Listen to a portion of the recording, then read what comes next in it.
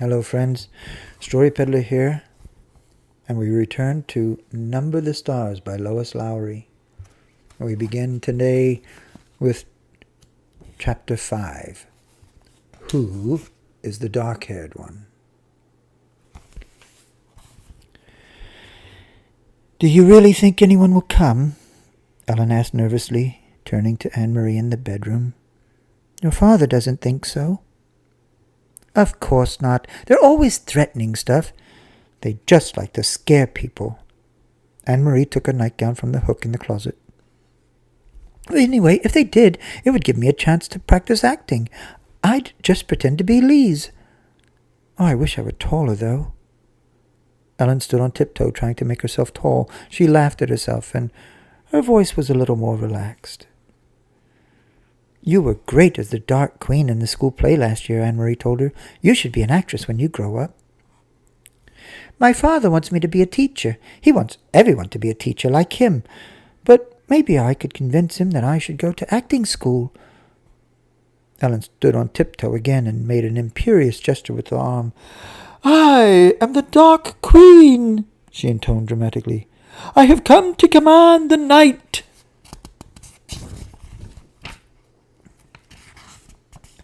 You should try saying, I'm Lise Johansen, Anne-Marie said, grinning. If you told the Nazis that you were the Dark Queen, they'd haul you off to a mental institution. Ellen dropped her actress pose and sat down with her legs curled under her feet on the bed. They won't really come here, do you think? She asked. Anne-Marie shook her head. Not in a million years. She picked up her hairbrush. The girls found themselves whispering as they got ready for bed. There was no need, really, to whisper. They were, after all, supposed to be normal sisters, and Papa had said they could giggle and talk. The bedroom door was closed. But the night did seem, somehow, different from a normal night. And so they whispered. How did your sister die, Anne-Marie? Ellen asked suddenly. I remember when it happened, and I remember the funeral. It was the only time I have ever been in a Lutheran church, but I never knew just what happened. I don't know exactly, Anne-Marie confessed. She and Peter were out somewhere together, and then there was a telephone call that there had been an accident. Mama and Papa rushed to the hospital. Remember, your mother came and stayed with me and Kirsty. Kirsty was already asleep, and she slept right through everything. She was so little then. But I stayed up, and I was with your mother in the living room when my parents came home in the middle of the night. They told me Lise had died. I remember it was raining, Ellen said sadly. It was still raining the next morning when Mama told me. Mama was crying, and the rain made it seem as if the whole world was crying. Anne-Marie finished brushing her long hair and handed her hairbrush to her best friend. Ellen undid her braids, lifted her dark hair away from the thin gold chain she wore around her neck, the chain that held the Star of David, and began to brush her thick curls. I think it was partly because of the rain. They said she was hit by a car. I suppose the streets were slippery, and it was getting dark, and maybe the driver just couldn't see. Anne-Marie went on, remembering. Papa looked so angry. He made one hand into a fist, and he kept pounding it into the other hand. I remember the noise of it, slam, slam, slam. Together they got into the wide bed and pulled up the covers. Anne-Marie blew out the candle and drew the dark curtains aside so that the open window near the bed let in some air. See that blue trunk in the corner? She said, pointing through the darkness. Lots of Lisa's things are in there, even her wedding dress. Mama and Papa have never looked at those things, not since the day they packed them away. Ellen sighed. She would have looked so beautiful in her wedding dress. She had such a pretty smile. I used to pretend that she was my sister, too. Oh, she would have liked that, Anne-Marie told her. She loved you. That's the worst thing in the world, Ellen whispered. To be dead so young. I wouldn't want the Germans to take my family away, to make us live someplace else, but still it wouldn't be as bad as being dead. Anne-Marie leaned over and hugged her. They won't take you away, she said. Not your parents either. Papa promised that they were safe, and he always keeps his promises. And you are quite safe here with us. For a while they continued to murmur in the dark, but the murmurs were interrupted by yawns. Then Ellen's voice stopped, and she turned over, and in a minute her breathing was quiet and slow. Anne-Marie stared out the window where the sky was outlined, and a tree branch moved slightly in the breeze. Everything seemed very familiar, very comforting. Dangers were no more than odd imaginings, like ghost stories that children made up to frighten one another. Things that couldn't possibly happen. Anne-Marie felt completely safe here in her own home, with her parents in the next room and her best friend asleep beside her. She yawned contentedly and closed her eyes.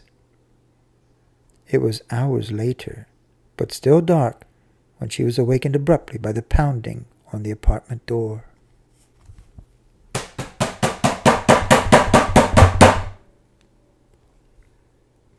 Anne-Marie eased the bedroom door open quietly, only a crack, and peeked out. Behind her, Ellen was sitting up, her eyes wide. She could see Mama and Papa in their night clothes moving about. Mama held a lighted candle, but as Anne-Marie watched, she went to a lamp and switched it on. It was so long a time since they had dared to use the strictly rationed electricity after dark that the light in the room seemed startling to Anne-Marie.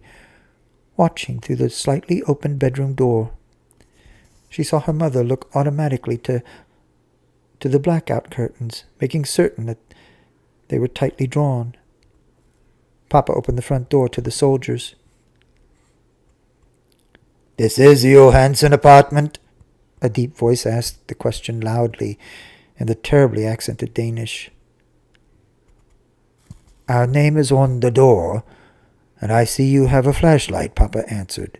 "What do you want? Is something wrong?" "I understand you are a friend of your neighbors, the Rosens, Mrs. Johansen," the soldier said angrily. "Sophie Rosen is my friend, that's true," Mama said quietly. "Please, could you speak more softly? My children are asleep." "Then you will be so kind as to tell me where the Rosens are." He made no effort to lower his voice. "I assume they are home sleeping. It is 4 a.m. after all," Mama said. Anne-Marie heard the soldier stalk across the living room toward the kitchen. From her hiding place, in the narrow sliver of open doorway, she could see the heavily uniformed man, a holstered pistol at his waist, and the entrance to the kitchen peering in toward the sink. Another German voice said, "The Rosens' apartment is empty. We are wondering if they might be visiting their good friends, the Johansens." "Well," said Papa, moving slightly so that he was standing in front of Anne-Marie's bedroom door, and she could see nothing except the dark blur of his back. "As you see, you are mistaken. There's no one here but my family." "You will not object if we look around?" The voice was harsh, and it was not a question. "It seems we have no choice," Papa replied. "Please don't wake my children," Mama requested again. "There's no need to frighten little ones." The heavy booted feet moved across the floor, again into the other bedroom. A closet door opened and closed with a bang. Anne-Marie eased her bedroom door closed silently. She stumbled through the darkness to the bed. "Ellen," she whispered urgently, "take your necklace off." Ellen's hands flew to her neck. Desperately, she began trying to unhook the tiny clasp. Outside the bedroom door, the harsh voices and heavy footsteps continued. "I can't get it open," Ellen said frantically. "I never take it off. I can't even remember how to open it." Anne-Marie heard a voice just outside the door. "What is here?" "Shh," her mother replied. "My daughter's bedroom. They're sound asleep." "Hold still," Anne-Marie commanded. "This will hurt." She grabbed the little gold chain, yanked it with all her strength, and broke it. As the door opened and light flooded into the bedroom, she crumpled it into her hand and closed her fingers tightly. Terrified, both girls looked up at 3 Nazi officers who entered the room.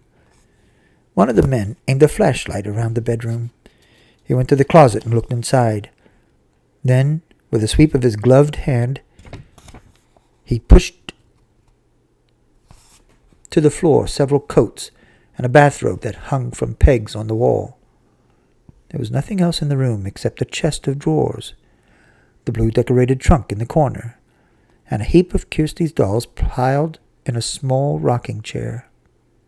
The flashlight beam touched each thing in turn. Angrily, the officer turned toward the bed. "Get up!" he ordered. "Come out here!" Trembling, the 2 girls rose from the bed and followed him, brushing past the 2 remaining officers in the doorway to the living room. Anne-Marie looked round. These 3 uniformed men were different from the ones on the street corners. The street soldiers were often young, sometimes ill at ease, and Anne-Marie remembered how the giraffe had for a moment let his harsh pose slip and had smiled at Kirsty. But these men were older, and their faces were set with anger. Her parents were standing beside each other, their faces tense, but Kirsty was nowhere in sight. Thank goodness that Kirsty slept through almost everything. If they had awakened her, she would be wailing, or worse, she would be angry, and her fists would fly. "Your names," the officer barked. "Anne-Marie Johansen, and this is my sister." "Quiet! Let her speak for herself. Your name?" He was glaring at Ellen. Ellen swallowed. "Lise," she said, and cleared her throat. "Lise Johansen." The officer glared at them grimly. "Now," Mama said in a strong voice, "you have seen that we are not hiding anything. May my children go back to bed." The officer ignored her. Suddenly he grabbed a handful of Ellen's hair. Ellen winced. He laughed scornfully.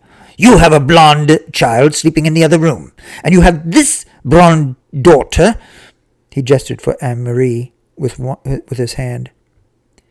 "Where did you get the dark-haired one?" He twisted the lock of Ellen's hair. "From a different father? From the milkman?" Papa stepped forward. "Don't speak to my wife in such a way. Let go of my daughter, or I will report you for such treatment." "Or maybe you got her from someplace else," the officer continued with a sneer. "From the Rosens?" For a moment no one spoke. Then Anne-Marie, watching in panic, saw her father move swiftly to the small bookcase and take out a book. She saw that he was holding the family photograph album. Very quickly, he searched through its pages, found what he was looking for, and tore out 3 pictures from 3 separate pages. He handed them to the German officer, who released Ellen's hair. "You will see each of my daughters, each with their name written on the photograph," Papa said. Anne-Marie knew instantly which photographs he had chosen. The album had many snapshots, all the poorly focused pictures of school events and birthday parties. But it also contained a portrait taken by a photographer of each girl as a tiny infant. Mama had written in her delicate handwriting the name of each baby daughter across the bottom of those photographs.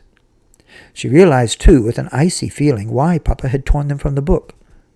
At the bottom of each page, below the photograph itself, was written the date. And the real Lise Johansen had been born 21 years earlier. Kirsten Elizabeth, the officer read, looking at Kirsty's baby picture. He let the photograph fall to the floor. Anne-Marie, he read next, glanced at her, and dropped the second photograph. Lise Marguerite, he said finally, and stared at Ellen for a long, unwavering moment. In her mind, Anne-Marie pictured the photograph that he held, the baby, wide-eyed, propped against a pillow, and her tiny hand holding a silver teething ring, her bare feet visible below the hem of an embroidered dress, the wispy curls. Dark. The officer tore the photograph in half and dropped the pieces onto the floor. Then he turned, the heels of his shiny boots grinding into the pictures, and left the apartment. Without a word, the other two officers followed. Papa stepped forward and closed the door behind him. Anne-Marie relaxed the clenched fingers of her right hand, which still clutched Ellen's necklace. She looked down and saw that she had imprinted the Star of David into her palm.